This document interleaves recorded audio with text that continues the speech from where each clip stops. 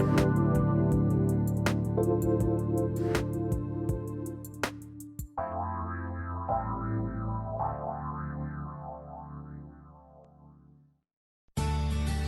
ready to challenge conventional beliefs about what's possible in creating health, wealth, and happiness. You are listening to Playing on the Edge Radio with Megan Edge. This hit show is providing you with ways of sustaining radical and powerful changes in your life. It is time to open and expand your awareness, accelerate your well-being as Megan shares wisdom, teachings, and experience from a lifelong journey of the heart. Enact the power of radical change with ease and lift your desires to a new perspective. Now, here's Playing on the Edge Radio.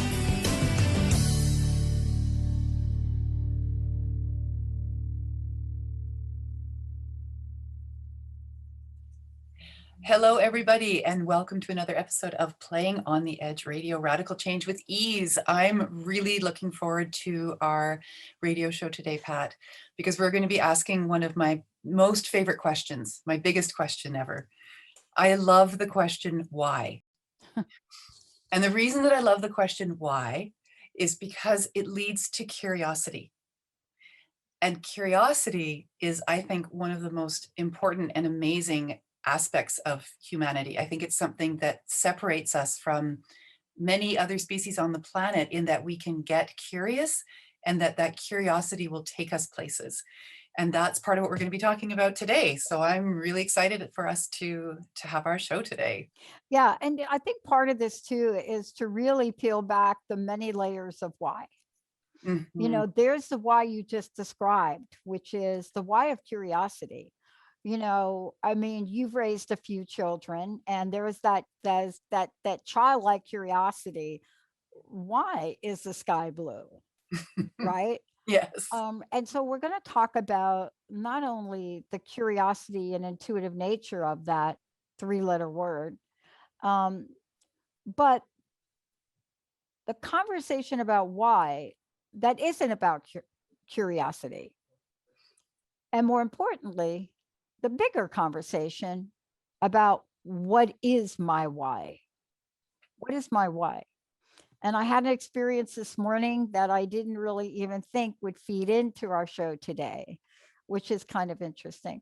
But, you know, Megan, let's talk about this from your perspective, because you and I have talked about a lot of things over the past, let's just say 18 months, just to coin a phrase. Just to coin a phrase, yes. Just to coin a phrase. And, you know, why is that thing that has come up for so many people? But let me ask you, what is it about that word that you got introduced to? When did you get introduced to it? And how did it become sort of the cornerstone of your curiosity evolution? Yes, and I've been thinking about this since we decided this was going to be our subject for this month. It definitely goes as far back as my early childhood. I had very inquisitive parents. They wanted me to be inquisitive. They took me out into the natural world on a regular basis with explanations of why we were out there and what we were doing there. I learned at a very early age what something was and why I could eat it or why I couldn't eat it from the forest or from the beach.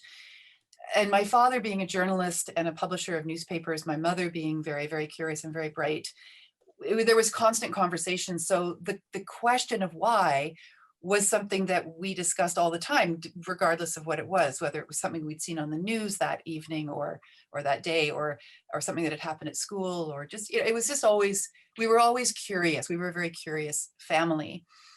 Then the other level of it for me is when I look at the work that I do with my clients and with my students, helping people to find their own empowerment around their healing and their wounding so they can live their best lives.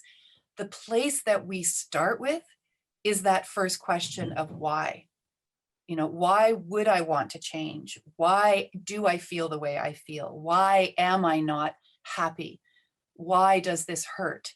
When we start with that question, that fundamental starting point, it's from there that we can open up our minds to the information that's waiting for us. I think there is a trilogy, the most empowering. once upon a time, who knows when, who knows what workshop. If you have a 25-year corporate career and then you become a corporate consultant for 10, who knows where you make this stuff up. But one of the things I had scribbled on a piece of paper a long time ago, and I don't know if I was mocking the training but I love Venn diagrams, Megan. I love them. I don't know why I love them. I love them because they always look like they have three parts. A Venn always looks like it has three, but it never does. You see, because the minute that you put three circles on a piece of paper and make them concentric, make them equally overlapping, I don't care how equally you do them, there's always one thing in common. There's always a center point where each of them beautifully, equally exist. And I remember this conversation once, and it was about why. And I remember one of my mentors saying to me, no way are you going to use why without two other words. And I said, like, what two other words? Why is like the biggest word on the planet. There's no bigger word than why. And she said, you could stay in your why, but without the what and the when,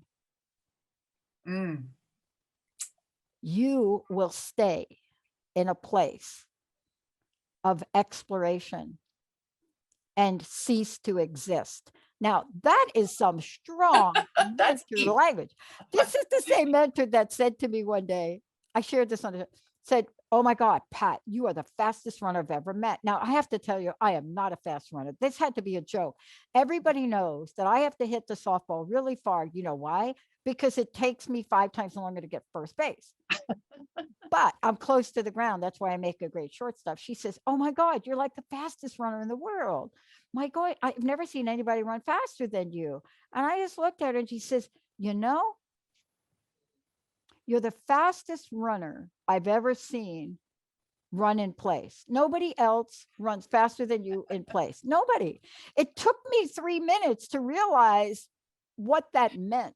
But isn't that part of what could be both the beauty, the benevolence, and the butt of why? Well, here's like BUTT or yes. Well, I look at why as a starting point. And one of the things that I've noticed over the last 18 months is that there are a lot of people who are not asking why. Yeah. There are a lot of people who are saying, how high do you want me to jump? And not critically thinking. It feels to me like critical thinking has gone out the window since day one. And I find it, quite frankly, shocking when I look around me at people who I had assumed or thought I knew were critical thinkers before all this started happening 18 months ago, and who are not, at least not under these circumstances. And what I see happening is that fear shuts down critical thinking. And when you talk about, okay, there's the why, and then what about those other 2 words? There's actually 5 questions that are central to critical thinking, which is where, when, what, why, who, or how. Maybe there's 6. And how. Right. And how, yeah. How, what, where, when, why. These questions are they're so elementary to the evolution of thought, to the ability to invent, to the ability to evolve, to really question the things that are happening around us. And not everybody is comfortable questioning the controlled narrative. Not everybody is comfortable questioning the way that things are being done. And it's because of that discomfort in asking those questions that leadership is often able to be in a very control way when people don't ask questions. And so what I'm also seeing happening is that there's a discouragement to ask questions, right? There's not a lot of leadership right now that's encouraging the population to question the things that are happening around us right now. And that's a huge concern for me. Yeah. I want to talk about this notion of why. And there are times for why. And there are times not for why. Mm-hmm. When you are seeing your child trapped in a car, and that's not the time to ask why. Your child is trapped behind the wheel of a car, and the only thing you could think of is, I need to get her out. Mm-hmm. And I think this is really the difficulty for people. We're all different. We all function differently. You know, I can contemplate my navel for days on end and not realize I haven't eaten. Mm-hmm. And I've had to learn a couple of things. There's some things I've had to learn. And I remember that when we enter the realm of situations that are personally complex to us, Mm-hmm. and we don't question, or we don't stop, or we don't ... it could become a problem. And you know what I think about? I think about these times in history, and we'll talk about this, Mm-hmm. when rubber stamping bad behavior got so far out of realm that half of the planet was convinced that it was the right thing to do. And we can point to times in history over and over and over again. Mm-hmm. Now, you and I have been on the side of raising awareness about why. Mm-hmm. And today's show is to really bring the sexy back to why, isn't it? I love that. Let's make why sexy again. Let's make critical thinking sexy again. That could be a stretch. Well, it is something that I think is taught, being able to think critically, to ask intelligent questions, not just to blindly dismiss everything from the place of why, but to really think with discernment what needs to be questioned. I think that that's something that we learn as really young children, and we learn that when we start asking why, which most children do as soon as they can talk, if not even sooner than that, by pointing at things, because we're innately curious. And little children are trying to understand their surroundings, and so they do that by questioning everything. Yeah. But Yeah. how is that received in the family of origin? If the parent has the patience to answer the question why with an explanation, or, well, what do you think, or why do you think it happens, to engage the child, then that child is going to grow up to be an adult Yeah. who is constantly thinking critically. Yes. And here's something we do learn as children. Let's throw this out there before we go to break. What we learned something interesting as children. We learned that sometimes we ask a why and we really want an answer. Mm-hmm. But we also learned something else in asking why. What we learn as kids in asking why is that we really don't want to know why you don't want me to have that cookie. We really don't want me to know why. But if I keep whying you to death, I've learned a trick. A, I'm going to get the cookie. And B, now I've learned a really cool tool to figure out how to get stuff I want. And we've seen both of those versions in the past 18 months. We've seen both of those versions used. Mm-hmm. We've seen one of them used to manipulate and manage people, and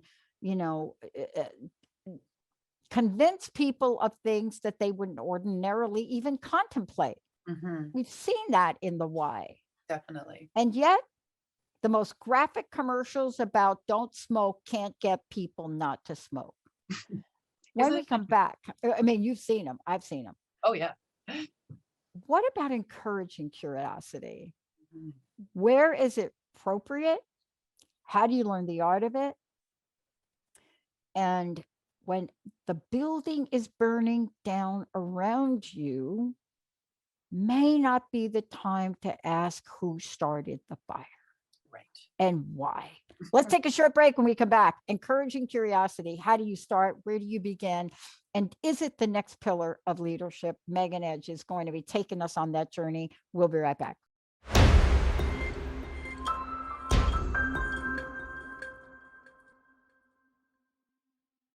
Hey, everybody, welcome back. A very, very important show for both Megan Edge and me, Dr. Pat. We're look, this is Playing on the Edge radio with Megan Edge, Radical Change with These. Today, Megan is taking on the topic of On the Edge of the Big Why, a case for curiosity. Before we kind of roll, Megan, a couple things. You know, I know that you have done so much work, whether it's master healer, teacher, radio host, speaker, writer, author of The Heart's Journey.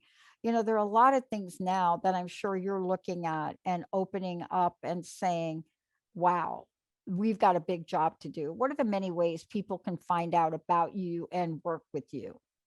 There's lots of different places online where people can find me. They can certainly visit me at my website, which is meganedge.ca, and there's lots of things, lots of resources on the website, lots of ways to work with me, whether it's in person these days now, thank goodness, or online. I'm happy to do either. You can also find me on our YouTube channel at Megan Edge Healing. We've got hundreds, literally hundreds of videos, including all of our radio shows. So lots of resources to see who I am and how I do the work that I do. You can find me on Facebook, Instagram, LinkedIn. I think I have a Twitter account. So I'm all over the place. You can just, if you look up Megan Edge Healing, that's where you're going to find me. Let's talk about this curiosity of why. And there truly is a curiosity. I mean, there's so many different versions of this we could talk about. I just left a fabulous session today. Took a little bit longer than I thought. And I don't know why it is. I don't know why the revelations come at the last minute when you're working with energy work, right? Yep, But they you do. work, but they do, don't they? They do. That's right. That's why my sessions are 90 minutes now instead of an hour. So we've got that half hour to work with what we've dug up at the 60-minute mark. You know, the question of why came up, and I want to talk about this. And please, if you could take the lead on encouraging curiosity. I made a statement. I think there are times where encouraging curiosity is absolutely essential, and there are times that it's not. And these are two things that really get confusing for people. But let's talk about the first, the one where we need to bring the sexy back to critical thinking here. I mean, Einstein was sexy. Without critical thinking and without curiosity, we would not have evolved as a species. We would still be picking fleas off each other, sitting around the savannah at the edge of the forest. Honestly, if we hadn't somehow in our brains evolved an area that is that critical thinking area, that is that curiosity area, that the why is this happening, the how is this happening, or the how can I do this once I understand the question of the why. Every major advancement in human history, in human evolution, every invention that's ever been created came from a place of curiosity and imagination. It came from somebody saying, why am I doing it like this? Could I do it better? Is there a different way of doing it? That kind of questioning is what creates leaps and bounds of evolution for us. And we can look back historically and we can see those places where suddenly tool making went from a stick being poked into an anthill and the ants sticking to it and licking the stick to creating a shovel. And we can watch how our civilizations advanced through stages of curiosity. And then we can also see where there's been stagnation. And that's not necessarily a bad thing. You could spend 100,000 years just with one shovel. But at a certain point, somebody's brain is going to work a little bit differently and is going to start asking that question, why? And as our culture and as our civilizations accelerate, and right now we're in this huge acceleration, that critical thinking is so important. Otherwise, we lose our freedoms. If we simply say, yes, sir, yes, ma'am, and don't ask any questions about it, we are going to lose our freedom. We are losing our freedoms right now on account of that. Yeah. So can we talk girl to girl? We can talk. So I got to tell you what I'm a little old school about. I have a why. You're going to just love this. But you have kids. I do. Okay.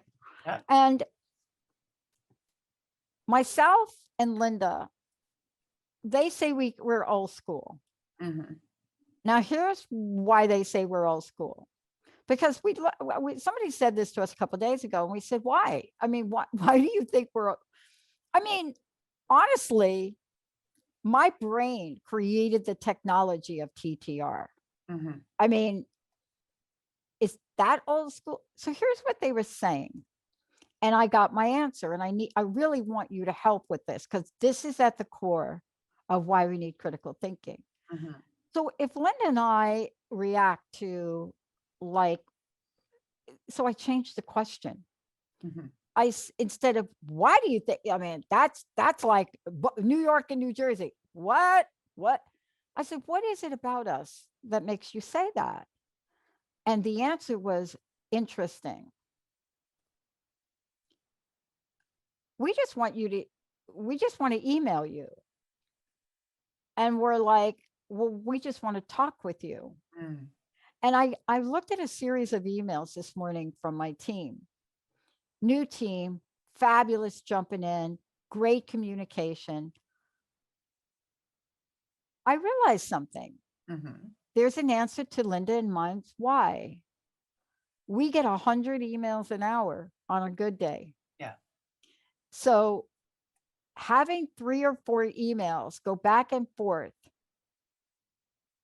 answering a question about why Facebook didn't post a show, it makes me want to really just rip my eyeballs out. When honestly, if you pick up the phone and call the host and say, this is what it is. Mm-hmm. But in the end, it got resolved. Okay. So I have to change my view of my why to say, if my why is because I have a perspective that I don't want to be open to another point of view, that is not curiosity. So let's talk about critical thinking and curiosity, because in 18 months, we've gotten both. There's a genuine curiosity, a genuine one that we need to remember, because we have to figure this out now. You and I are not talking about this because we don't have anything better to do. No, we're talking about this because it's really important. It's important. It's very important. We've never been here. Well, no, not in this global kind of a way. We have not been here in this global kind of a way. And asking questions that you don't want the answer to is a really great motivator for not asking questions. So this is the part of the discernment. Ask a question that you're willing to hear the answer to, even if the answer is not something that you want to hear. And then be willing to do something with that answer. Mm-hmm. That's the how that could follow the why. Right? The how is the action question. The why is the seeking question. That's the curiosity question. But then the how becomes, okay, well, how do we change this? Or how do we do this differently? How do I change my life? How do I make it? All that kind of stuff. The other thing that's really important to remember too, and this comes back to the child's locked in the car or the building is burning. Sometimes it's not safe to ask why. Why are you treating me like this? Might not be a safe question to ask if the result is going to be a smack in the face. If the person you're asking the question to doesn't want to answer it. And for me, this comes back to one of my big whys, which is, why are we not allowed to ask questions about the science? Why are we not allowed to talk about alternative health measures or healing protocols? Right. Why? What are they afraid of? Right. That we can't have discourse on this. Yeah. Right? I know the answer, at least I believe I do, and I'm not the only one who has the idea of what the answer actually is to that. But then that takes me to the next question, which is, well, why do you need so much power? Why do you need so much control? Why is that behind all, right? That's where my genuine curiosity comes from. And it's not necessarily a critical thinking stance, it's a curiosity stance. Because as you point out, they're different. They blend, but curiosity is about, I'm just really curious. Yeah. Critical thinking is, okay, now I need to know. Yeah. At least the way that I see it. Yeah. Yeah. Well, what we're learning about is information control by private companies. Mm-hmm. We're also learning about information control by not private companies, but are funded by private companies and or government, better known as nonprofits. Mhm. And then we're really looking at companies that are private companies, but stock-owned companies where they have to be worried about it. And then there's us. And this is an interesting question because why comes up around our infrastructure. And as we get ready to grow and expand, and you talk to different people about your financial model or your corporate model or what you are, there's always the ideal or optimum infrastructure for you. There's the one that says, well, if you go public, dot, dot, dot, dot, dot. So, as I looked at these, I really had to ask, well, what is my why? Mhm. What is my why around the Transformation Network? Is my why to be fully funded, stock-owned company, or is it been like it was from 18 years ago? And that is to provide a forum for honest, open communications about what is on people's minds and in their hearts. Mhm. See, now, the minute I distribute to a private company, then I've got to follow their why. Yeah. But see, we're independent. Mhm. We really don't have to do that.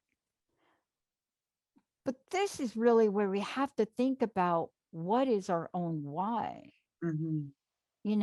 Am I going to not be allowed, Megan, Mhm. when we start Lyme Talk Radio again and we start to talk about, hello, folks, the largest epidemic that we've ever had, 350,000 cases a year, cumulative every year, and no cure Mhm. and no vaccine or Mhm. no recognition of it. What's going to happen if I bring a naturopath on? Yeah. What's going to happen? Yeah. What is going to happen? Will they be allowed? Question is, why is it going to happen, Megan? Yes. Why? Let's skip the break because I want to really dig into this. Yeah.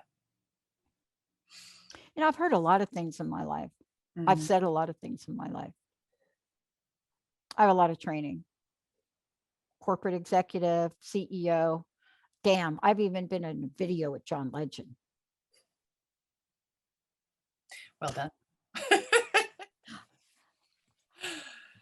Jessica got a bigger part than me, but I got over it.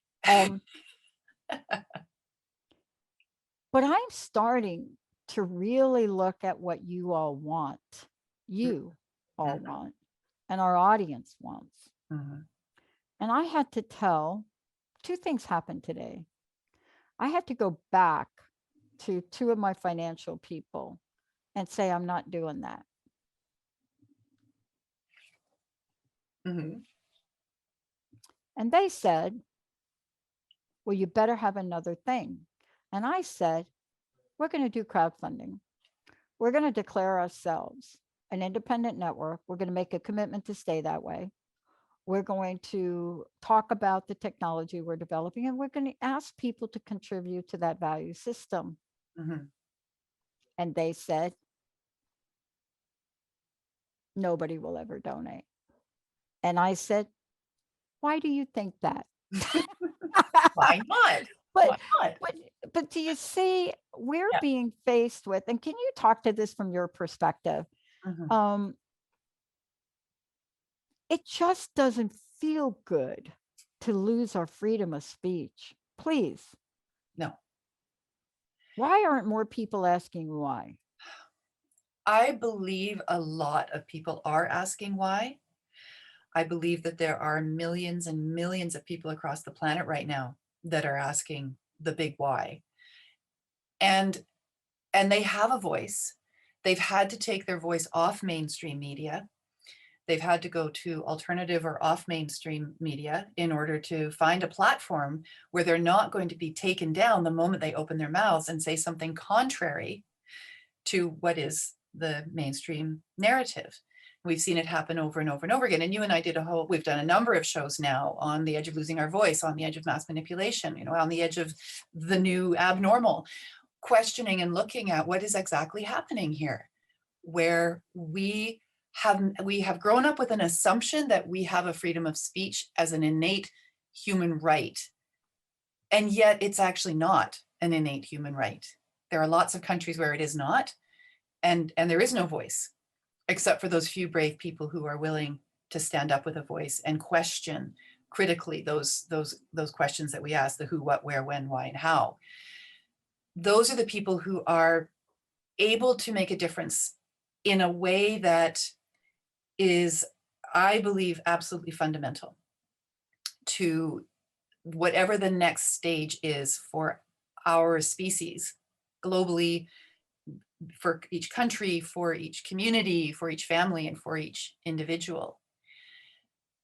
Even in the most totalitarian regime, there is always someone who is willing to take the risk, to stand up and say something, and gather to themselves and around themselves other people who are encouraged by their actions to do the same thing. And that's what changes history, right? It's that ability to say, wait a minute, this doesn't feel right. This is not okay. And we need to do something about it. Yeah. Yeah. I'm faced as somebody that is a service provider, and so are you, Megan. Mhm. You know, we are service providers. I've said this, we have the best viewing and listening audience on the planet. There's none better. They have told me at various points in 18 years when they've loved what I was doing, and they've said to me at times, oopsie, we don't really want you doing that. Mm. Right. And I've had to take my show, a different form of my show, elsewhere. But this is really about the creative aspect of why, but the empowering aspect of why. Yes, absolutely. When you are faced, this is my question to you. Mm-hmm. This is the child question, but this is the way we're being responded to as adults now, but it's a child thing. When a child gets you to the point of 100 different whys about the cookie, and you realize you've tried to rationalize with somebody that just wants something, yes, you go to the old standby because. And that's yes. what we've been getting. Because. See, there's no other rational, la, la, la, la, la, la. It's you. No, don't ask why about that, Megan. Pat, don't you ask why about that. Don't ask why about that. Look at just because. And if you don't do the because, you can't participate. Yeah. So what we're hearing from the mainstream is because I said so. And yes, that's a huge because though, right? That's because I said so. Why? Because I said so. That's a huge trigger. If you as a child had a parent or other adults in your life who never answered your question, but instead shut you down with because I said so, after a while, you're going to stop questioning. You're going to stop asking questions. It's not going to feel safe to do it. And you're not going to learn how to ask questions in a critical kind of a way. What I'm seeing around the world, and what I'm seeing just even in my own communities, is that many people are not satisfied with it because I told you so. And so they're looking for answers elsewhere, because what they've learned is that leadership is unwilling to engage in conversation and is unwilling to allow any other rhetoric. And so communities are gathering online and offline to have the kinds of conversations that they can have when Big Brother's not controlling it, to be able to explore, what is the science? What is the research? What is the interest? What is the information? What are other people's experiences of this? And I believe that the people who are willing to do that and have those kinds of conversations are probably the ones that were brought up in families where parents answered them or engaged them in conversation, Right. Or turn the question back to them. Well, what do you think? Why do you think this is happening this way? May I get to the heart of what we're talking about by quoting from Johns Hopkins. today. Okay. May I? You may. You have permission. I'm reading from Johns Hopkins Bloomberg School of Public Health for those of you that are listening. So this is not an opinion statement. But many weeks ago, Megan and I attempted to talk about the COVID-19 boosters. That show never really made it anywhere. We never did play it, but we asked a lot of questions about it. We asked the whys, the impacts, the uncertainties, the roles of vaccines. So please, if you are one of those private networks and you're wondering if I am talking about something that's medically written, it is. And I will give you the exact article which it's from. It is from Johns Hopkins Bloomberg School of Public Health. It just came out this morning. And the question is COVID-19 boosters, what are they? Do we need them? And what the article says in a joint statement last night by the CDC and the FDA, in this language, it says they pumped the brakes on the notion that booster shots will be needed in the United States to protect fully vaccinated individuals of SARS-CoV-2. Now, why am I even saying that? Because several months ago, Megan and I, and Megan, myself, Dr. Ronnie, Dr. Darvish, I don't even want to mention names, we asked the why question. And you all never heard that show. It got pulled along with a couple of our other hosts. And by the way, an entire network we're on. So this is an article that answers that question. Mm-hmm. But we wanted a why. So perhaps our why was premature. I want to go to that for a minute. Oh, interesting. The premature why. Mm-hmm. The why that comes out of visionaries that truly explore, like the why that Arno Penzias had about the Big Bang, asking the why question. Ultimately, he did prove it. But if we can't ask the why question, what is the questions that we can ask, Megan? Help me. I would love it if we could always ask the questions that made other people slightly uncomfortable from where we sit. Because I love the idea of challenging someone's set belief if what I see them believing isn't good for them. And I say that from the perspective of a therapist and a counselor. You know, if one of my one of my clients is sitting in my office and she's telling me a story that I know isn't good for her, my job is to challenge her on that story. My job is to say, are you sure that you're not good enough? Why are you saying that? You know, where is that coming from? How did you learn that? It's to challenge that. So when you ask the question, and maybe we asked why at the wrong time, I don't think so. I think we asked why at perfectly the right time. I think the people on the other end of the question weren't ready or prepared to acknowledge that we could see through what was happening. Yeah. You know, this is really tied into, and can we just jump to this part of the show where I want to talk with you about this notion of when it isn't safe to ask why. Mm-hmm. And I gave you an example. I mean, clearly, if your child is in a burning car, to stop and ask, why is the car burning, and not pulling your child out, I'm not sure that doesn't make sense right there. Mm-hmm. Okay. Mm-hmm. It doesn't mean that as a mother, you don't find out what happened to that car. I mean, honestly, we have more organizations created by moms mm-hmm. that came from point of crisis. But can we talk about the healthy version of why? Why is it healthy for us to even contemplating in our minds? Because if more people would have asked why, Hitler wouldn't have killed millions of Jews. I'm pretty sure of that. Mm-hmm. I'm pretty sure. But even so, what can we do to encourage people today to not give up their why?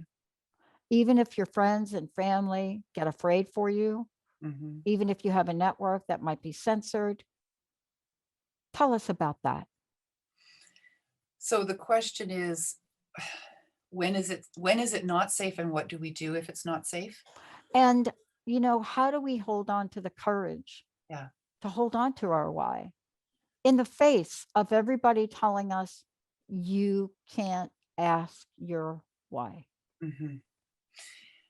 one of the first things I think is really important is that you find like-minded people that you can Mm, surround yourself with who yeah. are also curious and are willing to ask the question, why? So that you're not alone. You know, when we were talking about mass manipulation in our last show, it is easy when you isolate people from one another to then be able to convince them of things that they're not going to necessarily question if they don't have anyone else around them to help them with that question, right? So it's important to have people around you. I've created a number of small communities, 10 or 12 people, and we get together and we talk about all this stuff in a safe place where we can ask questions and we can share research and we can do things like that. So that's one of the things that I've done to help me feel that I can continue to ask my why, and that it'll be okay to do that. And then, I mean, the truth of it is, if you want to go back to someplace like Nazi Germany, at a certain point, it wasn't safe to ask why. No, it was not. Because if you asked why, what happened to my neighbor, why did my Jewish Oh, neighbor get taken away, then you're next. And so you learn to not ask questions in order to keep your family safe. And you do that for as long as you have to, until something changes, and something always does, that liberates your ability to ask why. So I want to be really clear that if you're in a situation where it's not okay to ask why, it's not safe, right. then don't ask why just yet. But know that when you are then hopefully once again in a safe situation, the asking of the why is what's going to lead to the change that you are wanting. It's going to lead to the healing that you are needing. And you know, as a collective of these last 18 months and however long this is going to continue to go on for, there's a lot of healing that's required and that's going to be required as people start to step away from the fear and open up to the, wait a minute, you know, when I really think about it, why did it happen like that? And the why often leads to the rug being pulled out from underneath you. And that can be disconcerting. And so again, that's where it's so important to have support, have like-minded people, have community around you. And you know, honestly, Pat, I would say that on either side of whatever divide has been created for us over these last Exactly. months, it isn't just the critical thinkers who are questioning why from a place of this doesn't make sense to me. It's also for the people on the other side of that who have decided this does make perfect sense. Exactly. Right. And they're asking, why are you so upset about this? Why aren't Yeah. you just doing it? Why are you just doing what you're told to do and make it easier for everybody else? That why is as important. It's equally important to any of the other whys that we're asking.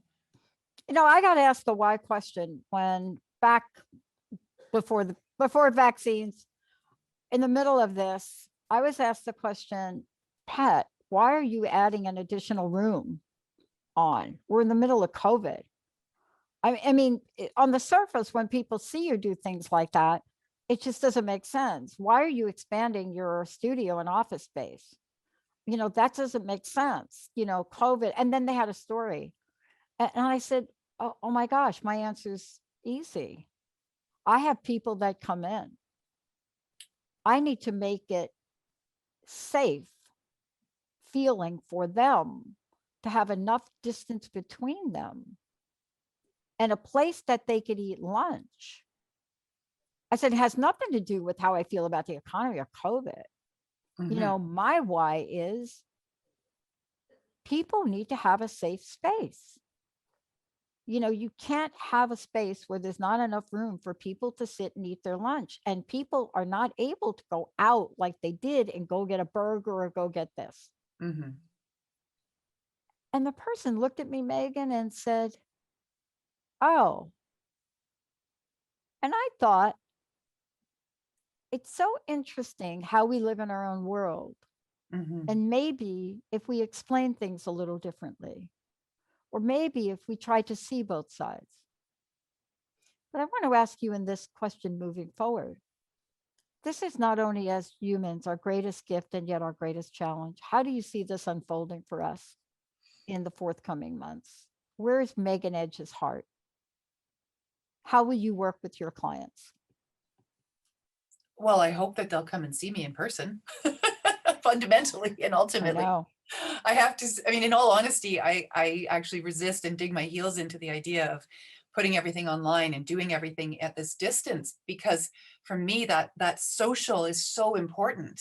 this is where we have dialogue. This is where we have breakthroughs. This is where we have aha moments. And quite frankly, as a counselor, if I can't see my client's entire body language, I can't really connect with them fully in that full energy of their being, of the nuances of their facial expressions and the nuances of their body. Because I read that. That's part of how I do my work. And that's at a personal level. I want to be teaching my classes again in person. I love bringing people together and having that group energy and watching as we evolve in each other's energies and evolve through our own journey. That is not the same online. It's just not. Yeah. So I will fight tooth and nail to be able to do that. And to be honest, I have been doing it. Don't tell anyone all the way along, because I'm a little bit of a rebel safely, but again, because asking the why can't I be outside on my deck with 10 people outside in the summer with the sun shining? Show me the science that says I can't do that. So I have been doing it. That's for me at the personal level. But when you ask the question, where do I see this going over the next few months? People need help, Megan. That's my question. Yeah, I mean, you're probably like me. I get a call, minimally a call a day, a text a day. I work with women in recovery. I'm doing my best to be of service. The phone rings at 3 a.m. People need our help. And that's really, for me, I don't even ask why about any of that anymore. I try to figure out is there a new what? Is there a better how? And so I know that you're in the heart space to support your folks. Yeah, absolutely. And I love what you just said. There was a penny dropped there. Sometimes you don't ask why. Okay, so we already said you don't ask why if you have run into a burning building to save the cat or whatever it is you're saving. You just do it, right? You ask why afterwards. And it's a similar thing. It's I'm just doing it. This is what I have to do. I have to be of service. I need to be in the place of empowering, showing other people what's possible, empowering other people to see what's possible for themselves, to get them to ask the question why. I don't need to ask the question, why am I doing this? That's a no-brainer for me. I do want to encourage other people to find a safe place to ask their why, and we've talked about the big why. Why is all this happening? And honestly, I don't know. You are allowed to answer the question why with I don't know. I don't have all the information to be able to make that educated guess. But at a very personal level, it comes back down to, it's so important. What is your why? Why are you doing things the way you're doing things? Why are you accepting the things that you are accepting? Why is it okay? And why isn't it okay? Yeah. And I love this. Sometimes we just leave it alone. Yeah. Let me ask you this, because it ties back in, and I want to really bring it back to this, because you said it before. We got to bring critical thinking back. We got to enable critical thinking, even if we don't do it perfectly. We have to do it. But sometimes critical thinking needs to take a second step to leadership, to mentorship. Because see, you hold a deck of cards of wisdom around healing, right? I hold a deck of cards around how to run a network, what's important to train our new people about. This morning, I had a in-person session with Mary Jane Mack. And the revelations from that changed the landscape of what I'm going to talk to the team about at 3 today. What do we want to leave people with, Megan? Because why and courage sometimes are inseparable. Honestly, I think they're always inseparable, Pat. I think it takes an enormous amount of courage to ask why sometimes. I know for me personally, when I started asking why in my previous marriage, I had to look at things I wasn't willing to look at previously. I had to open my eyes. I had to take off the blinders and really get clear, because I started asking why. Why am I allowing this? Why have I let this be okay? Why is the other person behaving in this way? I hadn't wanted to see that before. And And so it does take an enormous amount of courage to ask why. And it can also lay you bare. It can take an enormous amount of vulnerability to ask why. So what I would say to those who are listening as we close out today is, are there places in your life where you need to be asking why? And if so, maybe now is the time to do it. And if you can't do it by yourself, and there's absolutely nothing wrong with that, then reach out and help, and have someone help you look at those questions, those whys, in order to be in a clearer space. So I think right now we all need to be in a clearer space than where we have been the last 18 months. Well, Megan, thank you as always for, bringing an enlivened conversation. And I love that you and I get to spend time talking about things that are really hard for people to talk about, but yet we're really on the edge, no pun intended.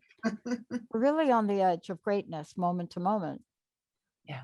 And, you said it best in one of the shows we've done. It's understanding what our why is, but then having the courage to be the person we've always meant to be. The why, the who, the how, the what, all of that. But you also foster intuition in people. And I think that's a big part of your brilliance in what you do. Thank you for everything you do. Please tell folks how they can find out about you, sign up, everything you're doing. Well, thank you, Pat, first of all, for those beautiful words. Secondly, at the moment, I'm not offering any programs. I'm working on programs that are upcoming, including my new plant medicine and tree medicine programs. I'm very excited for those, and a whole new product line of salves and balms and tinctures and all these beautiful things that help support us and support our bodies as we move through the stresses of life. And for anyone who's interested in learning more about me and the work that I do, visit my website, meganedge.ca. It's under construction, but there's still lots of information there. See me on YouTube, watch some of our workshops and our bits of wisdom and our shows and our podcasts and this show, and reach out to me on LinkedIn or Instagram or Facebook. I'm under Megan Edge Healing in all those places, and I would love to connect with you. Why? Why not? Yeah. Oh, I like the other one. Because I said so. Oh my gosh. My uncle was so great about the frustration of me, a very young child. Why?